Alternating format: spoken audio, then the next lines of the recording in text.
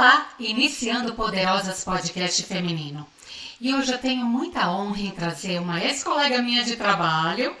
Ela é uma baiana arretada, amo muito, sou muito fã. Ela é bióloga, professora, cientista e acabou o doutorado pela Universidade Federal do Sul da Bahia o ano passado. Desde a graduação dela, ela já estudava uma questão muito diferente, muito importante que a gente nem imagina, como a biologia pode ajudar no combate ao preconceito racial. Ela estuda as etnias raciais e fazendo esse link com a biologia. Olha que máximo, muito diferente. Bom, quero dizer que ela veio de escola pública, ela nasceu em Itabuna, só por uma questão que a cidade dela, onde a mãe dela morava, São José da Vitória, na Bahia, não tinha maternidade. Então ela nasceu em Itabuna porque lá era maternidade. E aí com 6 anos ela foi para Porto Seguro, né? E aí estudou em escola pública e hoje é uma doutora. Olha que exemplo, que guerreira. Minha amiga Gilbergna de Jesus Aranha. Oi, Gel, tudo bem? Olá, Mara, tudo bom? É uma alegria estar participando dos Poderosa Podcast Feminino, que é um momento, né, da gente refletir, da gente ampliar as nossas conversas sobre essas temáticas tão importantes, né, que muitas das vezes são silenciadas e não ampliadas, né?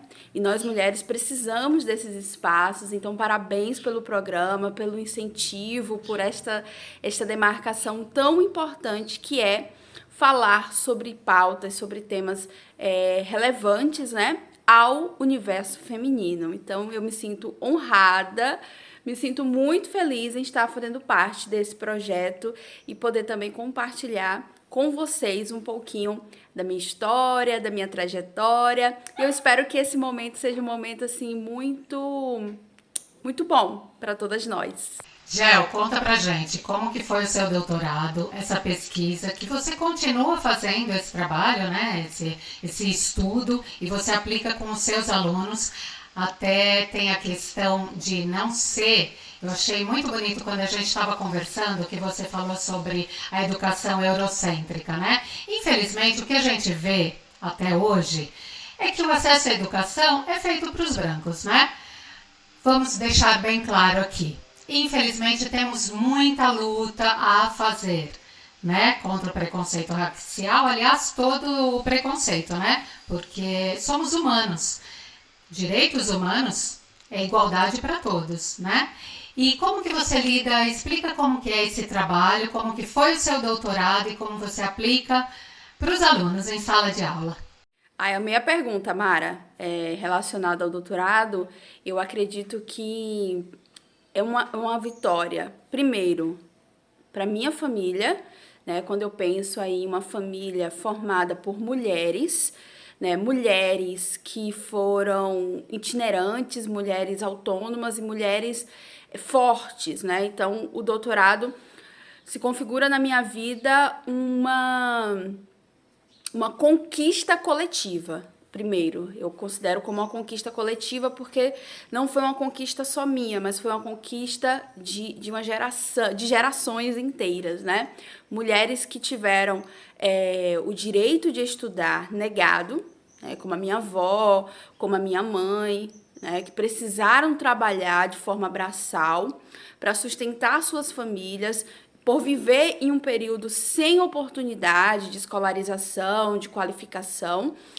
E a mim foi destinado, digamos assim, foi escolhido, foi assim, presenteado, eu digo isso que é um presente, conquistar, não só para mim, mas para as minhas, né, ancestrais, para aqueles que vieram primeiro. Então, eu me sinto muito feliz com o meu doutorado, né? Eu defendi no final do ano passado. Foi uma defesa belíssima, foi um momento, belíssimo para minha história, para minha vida. Minha avó, minha mãe estavam presentes, assistindo, felizes em vivenciar aquele processo. e se sentir parte daquele processo. Então, assim, o doutorado, primeiramente, é uma conquista coletiva. Então, pensar no doutorado, agora falando um pouquinho sobre a pesquisa sobre o meu doutorado. Bom, primeiro, essa pesquisa ela não começou no doutorado. Desde a minha graduação, eu já pesquisava sobre relações étnico-raciais e o ensino de biologia. Mas aí eu vou contextualizar um pouco para vocês entenderem como eu cheguei nessa temática. Primeiro, quando eu entrei para biologia, né, eu sou bióloga, como a Mara me apresentou aí muito bem. Quando eu entrei para biologia, eu entrei certa que eu queria fazer biotecnologia, que eu queria trabalhar na área de biotecnologia. Então, eu entrei e fui logo procurando uma iniciação científica na área de genética, porque eu queria trabalhar com clonagem, eu queria trabalhar com melhoramento genético e por aí vai.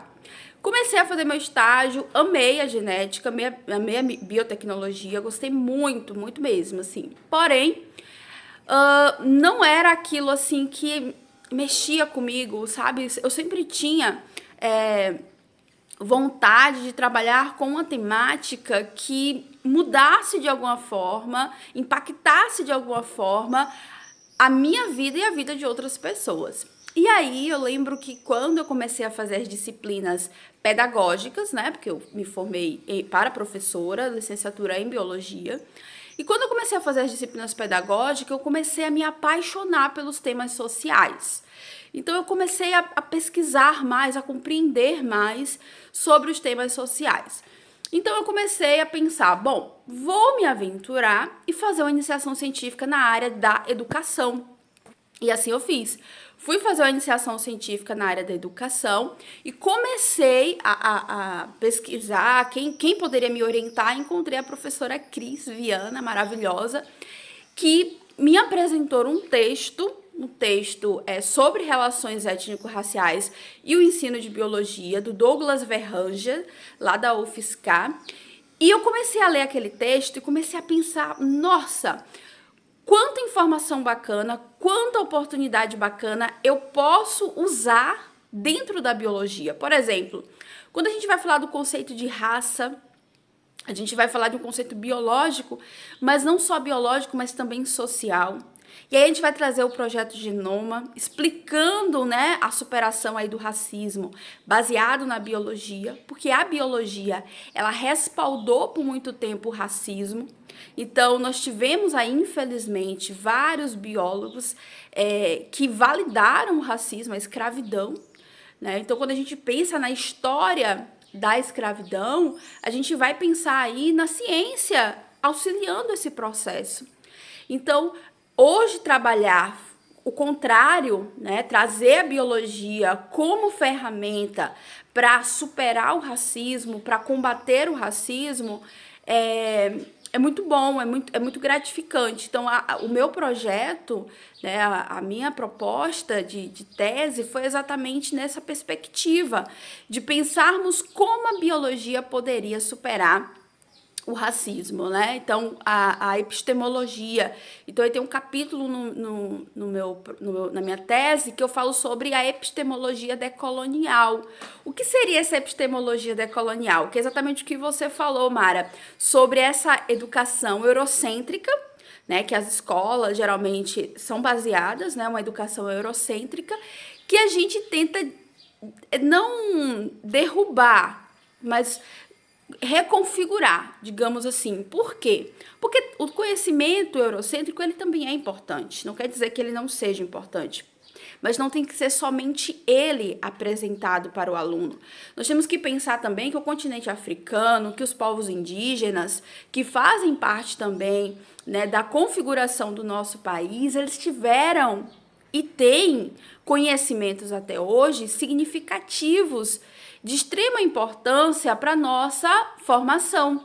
Então, quando a gente pensa nesse conhecimento, a gente precisa ampliar essas discussões.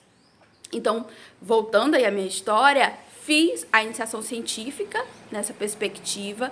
Depois eu fiz o meu TCC, também pesquisando sobre relações étnico-raciais. Entrevistei alguns professores de Itabuna, né, para ver se eles conheciam a Lei 10.639 de 2003, que é a lei que a gente chama de Marco da Educação, que é uma lei que vai obrigar, né, se torna obrigatório o ensino, né, da cultura e da história africana e afrodescendente no currículo escolar. Só que aí a gente sempre pensa assim, quem vai trabalhar com as relações étnico-raciais?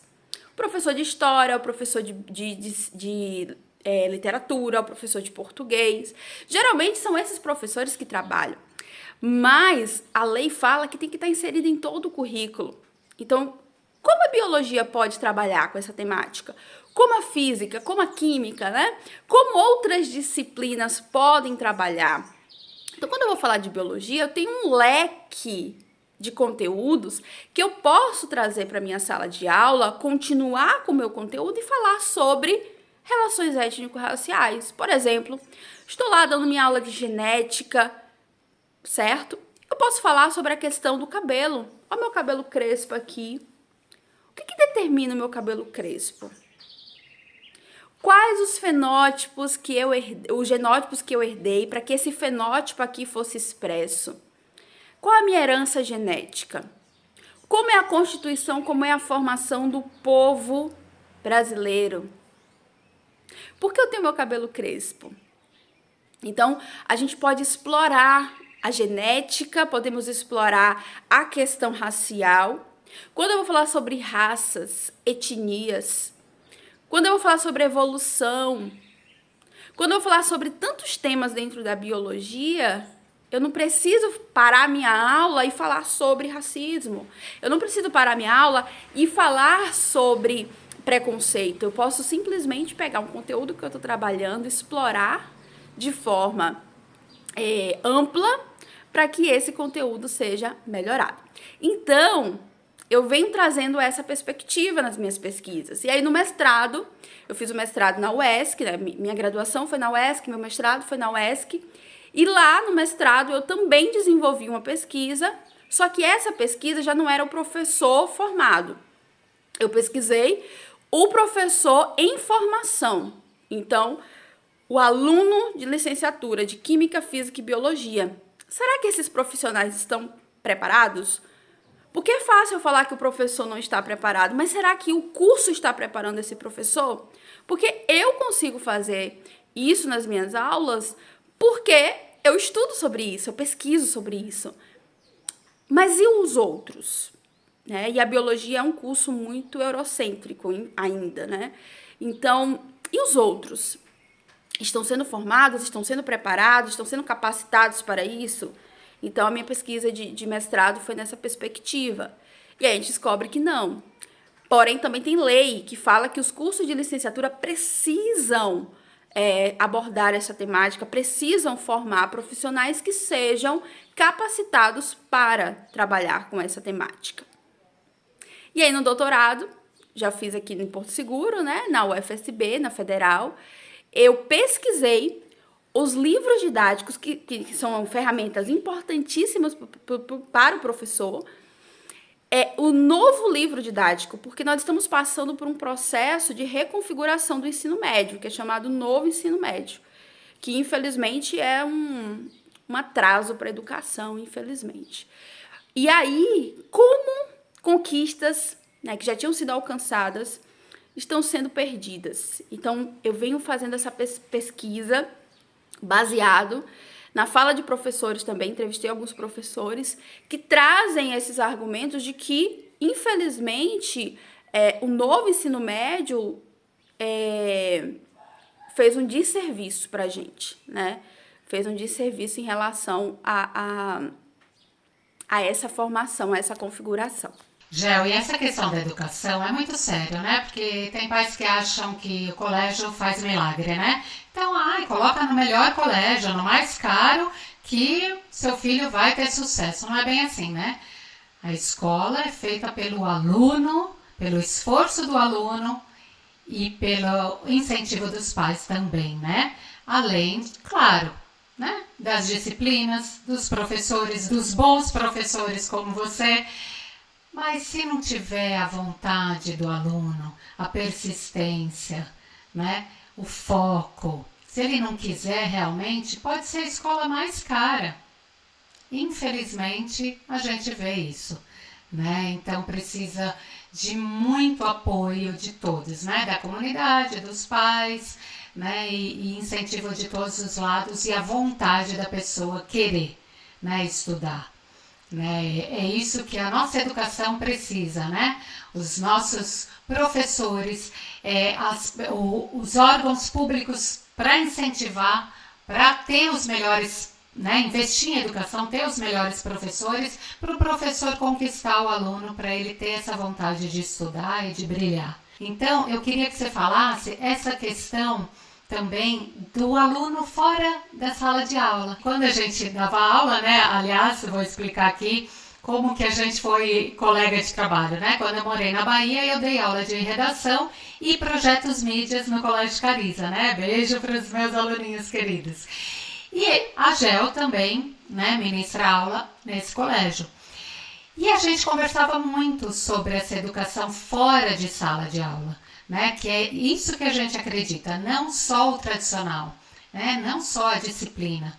Né? Ainda com biologia tem o laboratório que é maravilhoso, né? Geralmente a criançada, os adolescentes adoram as aulas de biologia, as práticas, né? Do laboratório, porque é bem diferente, chama a atenção, né? Do aluno. Mas o resto é tradicional. Então, se você não conquistar o seu aluno com as teorias, com os nomes científicos que é tão difícil, né? Fica mais difícil.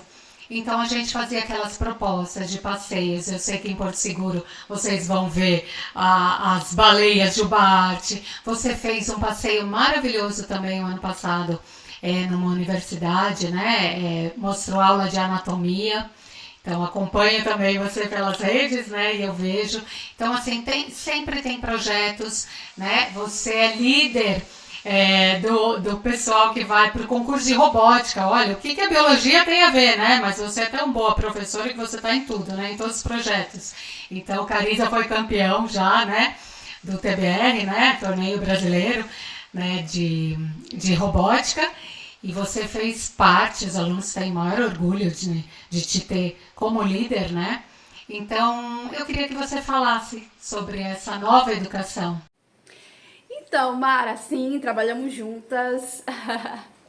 Foi maravilhoso, né, esse momento. A Mara também é maravilhosa, tem várias ideias fantásticas e tudo mais. Então, eu acredito, Mara, que a educação, ela não tá dentro de uma caixinha.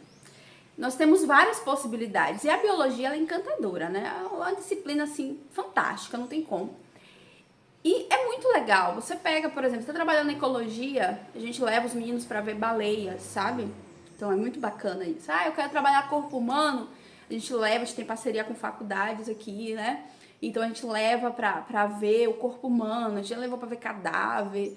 Então isso é muito bacana. A questão, né, de conhecer esse espaço acadêmico, que a gente promove muito isso, porque é importante que o aluno conheça, que o aluno saiba que existe, que o aluno sabe tenha interesse.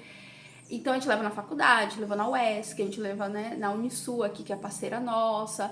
Então a gente faz, assim, várias coisas para que o aluno se sinta acolhido. Já levei para Embasa, para ver, né, como é a estação de tratamento de água.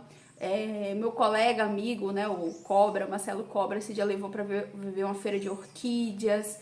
A gente já levou num regional também aqui, que é o LACEN, que faz análise de sangue, tá trabalhando sobre tipagem sanguínea, a gente levou.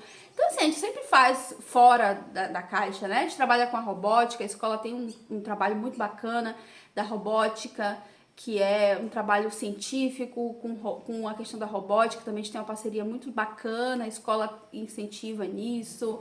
Participamos da FEBRACE, que é uma feira de ciência e tecnologia que acontece na USP. Então, assim, a gente movimenta, a gente gosta bastante desse trabalho de movimentação. Então, é muito, muito interessante. Eu não consigo fazer diferente. Eu amo o que eu faço, eu gosto de ser professora, eu gosto de dar aula, eu gosto desse tipo de aula. Se eu pudesse, faria mais. Mas a gente tem outros compromissos, né? Tem que bater também outras coisinhas, outras metas, mas eu gosto bastante. e acho que o aluno também gosta. Eu acho que o aluno ele também se sente capaz. Então, hoje em dia é um desafio muito grande, que ninguém vai ficar sentado só estudando, lendo, não. A gente aprende de outras formas. A gente aprende ouvindo uma música, a gente aprende saindo, a gente aprende conversando. Escola é movimento, escola não é só sentar na cadeira e... Não. A gente tem essas amizades. Eu digo isso porque eu tenho meus amigos lá do IFBA até hoje. A gente tem grupo no WhatsApp, a gente conversa, a gente bate papo. É amizades que são construídas, né? Então, eu acredito muito nesse espaço livre. Eu acredito muito nessa educação livre. Outro fato que eu achei bem interessante quando a gente estava conversando, né, sobre a pauta, do que falar aqui no podcast, é que você citou a questão dos historiadores, né, o que a gente aprende na escola, né, é feita para os brancos mesmo, né, só valoriza as conquistas dos brancos, né, infelizmente tá aí, né, e você citou, que eu achei bem interessante para explicar isso, que muitas vezes a gente não vê, a questão do Egito.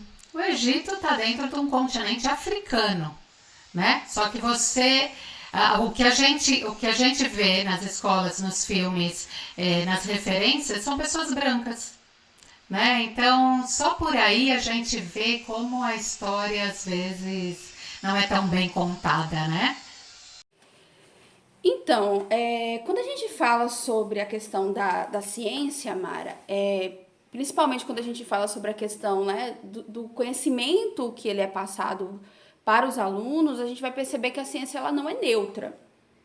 Ela tem a sua intencionalidade, ela tem o seu viés político, econômico, social, e dependendo da configuração, do contexto que o profissional esteja inserido, ele vai trabalhar com determinadas abordagens. Então, por exemplo, quando a gente fala da questão do continente africano, qual perspectiva a gente lembra do continente africano? Sejam sinceros. Quando você pensa em África, você lembra o quê? Pobreza, dificuldades, lembra de beleza, será? Então, a primeira coisa que a gente tem que desconfigurar, África é um continente. As pessoas às vezes não sabem nem que é um continente, né? A gente às vezes tem que trabalhar isso de forma ampliada. É um continente. Segundo, que tipo de conhecimento existe em África? Quando a gente vai ver os estudos antigos, antes das grandes navegações, a gente já percebia que o continente africano já produzia ciência, tecnologia, mas isso não é evidenciado. É evidenciado que os africanos que foram, né, forçados a estarem no Brasil para serem escravos, esses africanos eles não tinham conhecimento. Isso é uma mentira, uma grande mentira. Quando a gente pensa nos africanos que trabalharam nos engenhos, né, que trabalharam em minerações, eram africanos que possuíam conhecimento gigante de tecnologia, de ciência. Mas é muito mais fácil eu diminuir, né? Diminuir a etnia do que eu considerar que aquela etnia é evoluída, que aquela etnia tem também o conhecimento e tem também a formação necessária. Porque até porque uma das formas da gente continuar escravizando, continuar diminuindo, né? É usar dessas artimanhas, dessas estratégias de poder. Falar que o outro não sabe, falar que o outro não é. E a biologia, infelizmente, trabalhou nessa perspectiva de invalidar o negro como humano. Só pra gente ter uma ideia aqui, o negro ele não era considerado nem humano. Então, se ele não é humano, eu posso escravizar. Se ele não é humano, ele trabalha para né, quem tem um poder de graça, não preciso pagar por isso. Ele não é humano, ele é um animal irracional. Então a biologia ela trouxe também essa ferramenta, essa validação por muito tempo. Então quando a gente pensa no continente africano, né, e pensar em Egito, por exemplo, que está em África, é falar disso, desse apagamento, é apagado da memória das pessoas, a parte positiva da África, o conhecimento positivo, a tecnologia, a ciência que foi desenvolvida em África. Então é sobre isso. É sobre pensar para além da caixinha. Por quê? Porque a gente sempre valoriza o conhecimento eurocêntrico, a gente valoriza os cientistas brancos, a gente valoriza os intelectuais brancos e o negro. Em que posição nós estamos colocando? E temos muita gente boa, muito pesquisador bom, temos muito conhecimento de origem africana, de origem, né, afrodescendente, só que não é evidenciado. Então, se não é evidenciado, a gente não conhece. E por isso a importância da representatividade. Quando eu vejo um negro lá, eu me sinto capaz de também alcançar aquele espaço.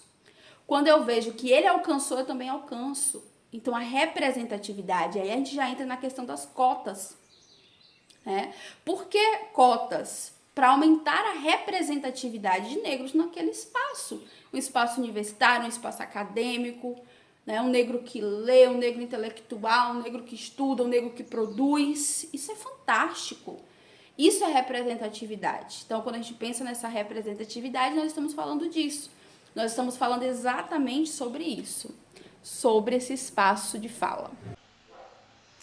Queria que você falasse também como é ser uma mulher brasileira, preta, cientista, né? Então, mulher, Brasil, preta, cientista. A gente sabe que não é fácil e você chegou onde chegou, né? Como muitas podem chegar, mas tem que acreditar, tem que se sentir poderosa, tem que lutar. Não é fácil. Nosso país e o mundo em geral, né, não protege. Vamos falar, né? Não protege os pretos. Então, eu tenho orgulho de você por causa disso, porque você tem 31 anos e já fez um doutorado e é cientista e protege os animais, protege seus alunos. Faz muita diferença para o mundo, né? Então, o que você diria para essas mulheres, né, que às vezes pensam que não tem condição nenhuma, né? Você saiu de uma periferia, de uma escola pública e chegou onde chegou. Então, todas nós podemos, independente de cor, raça, classe social, né? Então, assim, conta pra gente como foi a sua luta. Como é ser cientista, doutora hoje? O que você diria para quem pode ser e acha que não pode, né? Para uma mulher, principalmente, que é o nosso público. Bom, ser mulher no Brasil já não é fácil, né? Ser mulher negra, mais difícil ainda. Ser mulher negra da periferia, né? Pobre, acho que é uma configuração assim difícil. Mas eu iniciei a minha fala falando sobre mulheres, né? As Marias da minha vida. Minha mãe, Maria Raimunda, minha avó, Lindaura Maria. Então, assim, minha família é formada por Marias. O que são essas Marias? São mulheres que lutaram para sobreviver. Primeiro passo, sobreviver. Então, a dificuldade que elas encontraram fizeram delas mulheres fortes, muito fortes. Então, eu não posso dizer que eu não tive uma formação de força. Isso eu tive, com certeza. Você aprende a ser forte, você aprende a se defender, você aprende a ser resiliente.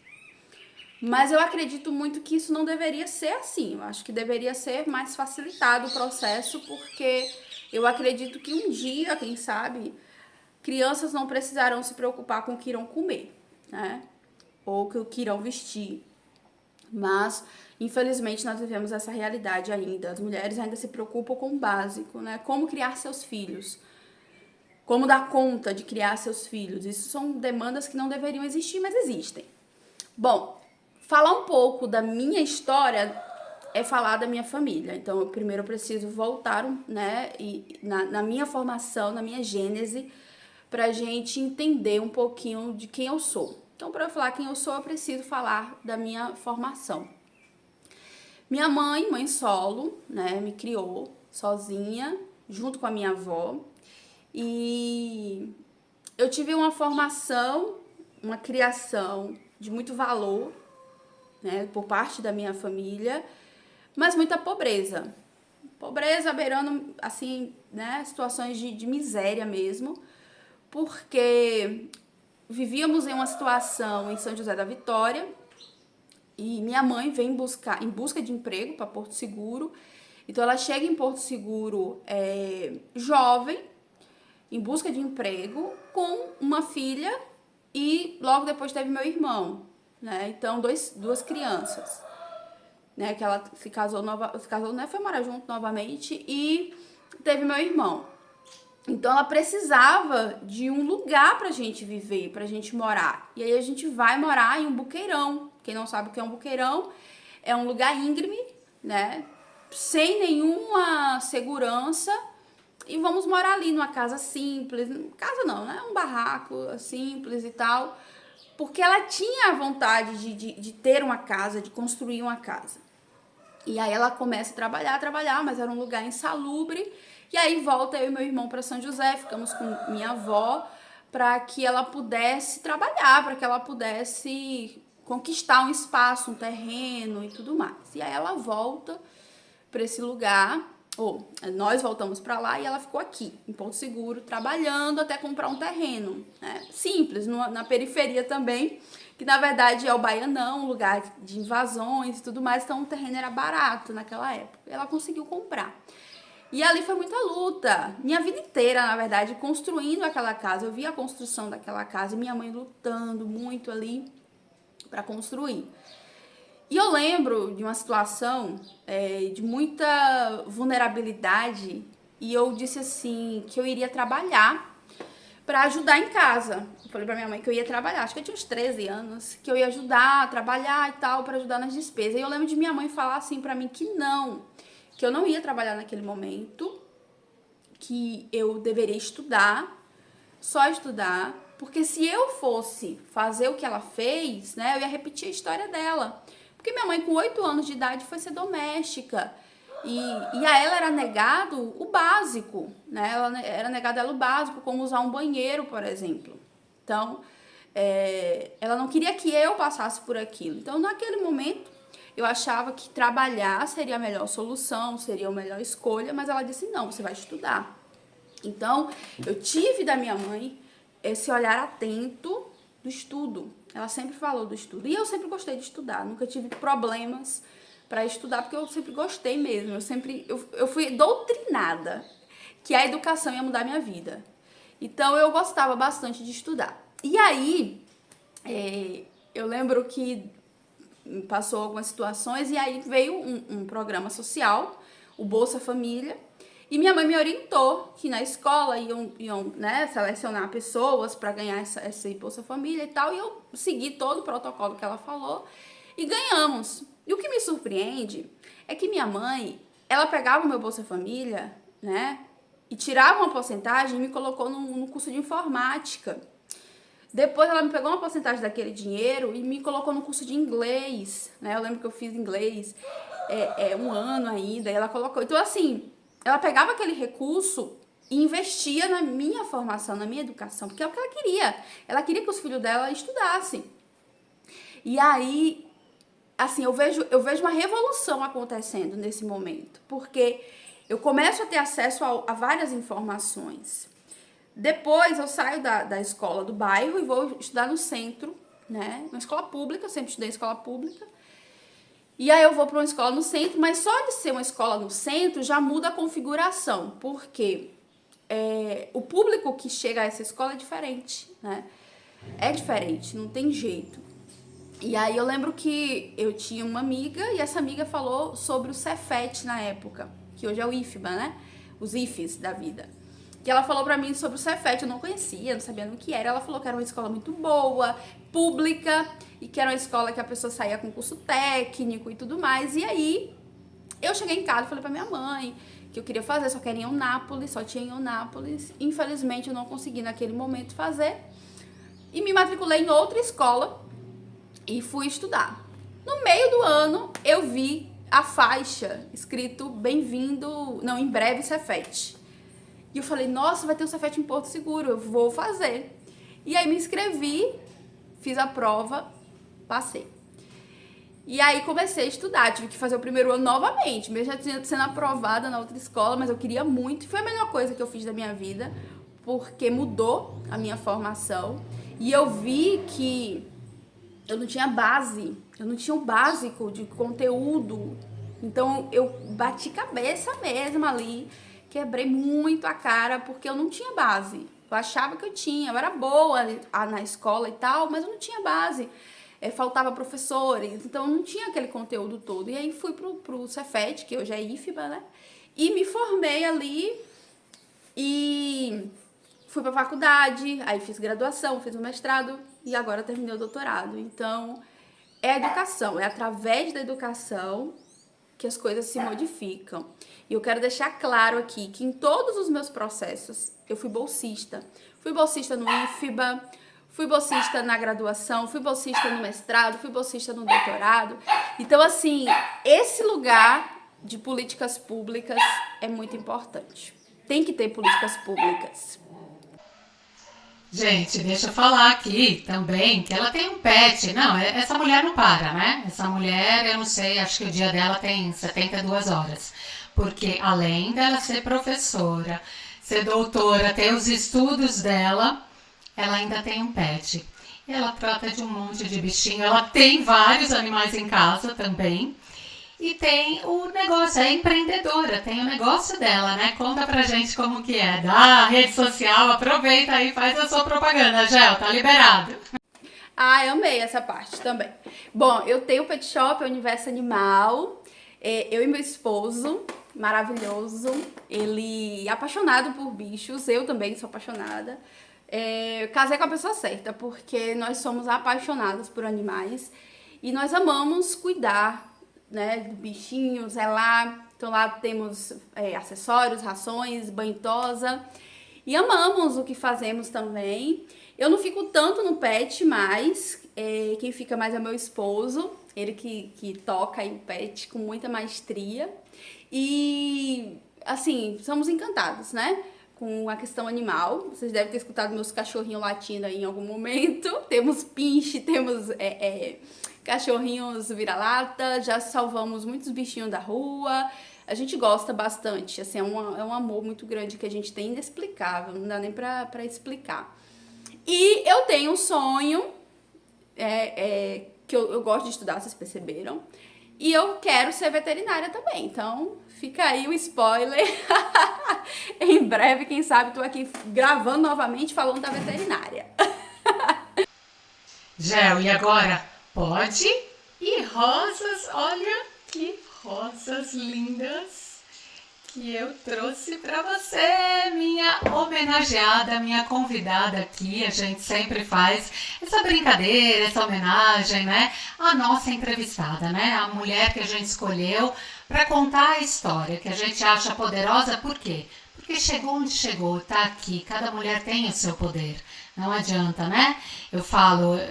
E daí, se você é dona de casa, e daí se você é vendedora, e daí se você trabalha com qualquer coisa, se você faz qualquer serviço, ou às vezes uma prática, um exercício, né? E a gente chega aonde a gente quer, é só acreditar nesse poder.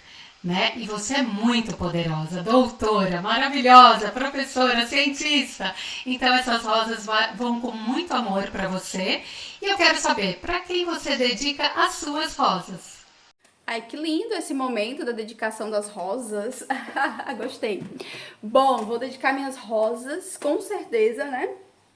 A minha mãe e a minha avó, que foram fundamentais na minha vida.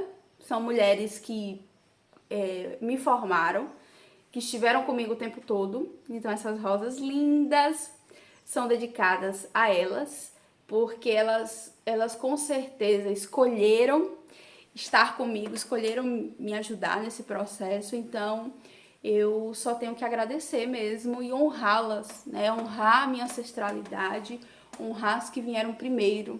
Então, se eu estou aqui hoje, eu devo muito, muito, muito à minha mãe e à minha avó, que cuidaram muito de mim, e eu tenho um amor imenso, imenso mesmo, por elas. Uma gratidão gigante. Quem me conhece sabe como eu agradeço demais, demais as escolhas e a força das mulheres, né, da minha família. Então eu agradeço demais, demais, demais. Então eu dedico a elas. Gé, eu quero te agradecer demais a sua participação, amei, você é maravilhosa, você sabe que eu sou muito a sua fã, então continue, brilhe muito, continue com seus trabalhos maravilhosos, né, que eu tenho certeza que você vai ter cada vez mais sucesso, porque você é dedicada, esforçada, guerreira, maravilhosa, um exemplo de mulher, né, então muito obrigada pela sua participação. E você que está nos assistindo, muito obrigada. Continue com a gente. Cada episódio a gente traz uma história diferente, uma mulher diferente, um poder diferente. Então conte a sua história também, mande sugestões, tá bom? E inscreva-se no canal do YouTube e a gente está no Spotify também, tá bom? Beijo, até o próximo programa. Tchau! Mara, minha amiga, eu que agradeço demais, demais, demais. Você é fantástica, você é um ser de muita energia, de muito amor. Nunca vou esquecer da sua energia, do seu amor por mim. Eu vejo, assim, uma verdade muito grande em você e gosto demais, demais de você. Você sabe que eu te amo. Então, assim, eu agradeço muito mesmo, porque tem amizades que são assim, né? Marcam a gente. Você é uma pessoa que marca. Você é maravilhosa. Um beijão e muito sucesso nos seus projetos e conte comigo sempre, sempre, sempre, sempre. Um beijo.